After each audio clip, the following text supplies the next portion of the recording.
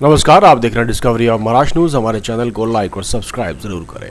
महाराष्ट्र में निकाय चुनावों की घोषणा जल्दी होने की संभावना है और इसी के साथ राज्य की सियासी सरगर्मी अपने चरम पर पहुंच गई है। विधानसभा चुनाव में मिली बम्पर सफलता के बाद महायुति अब स्थानीय निकाय स्तर पर अपनी पकड़ मजबूत करने में जुट गई है।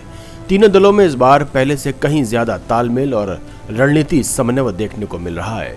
हालांकि इस एकजुटता के बीच एक नई चुनौती भी उभर रही है, राज और उद्धव ठाकरे की संभावित एकता।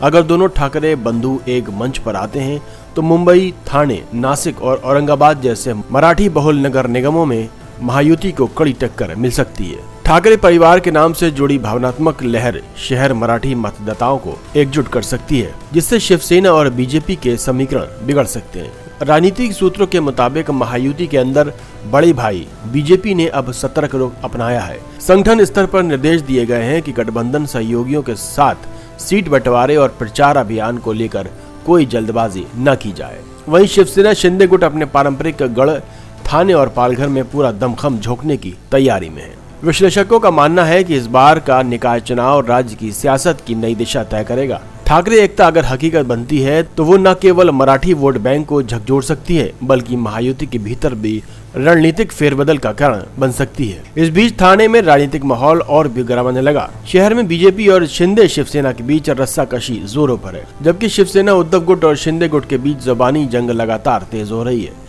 लेकिन सबसे ज्यादा चर्चा में ठाणे के 3 हाथ नाका पर लगा एक रहस्यमय बैनर है, जिसने पूरे शहर का ध्यान खींच लिया है। बैनर पर क्या लिखा है और किसने लगाया, इस पर तरह तरह की अटकलें लगाई जा रही हैं।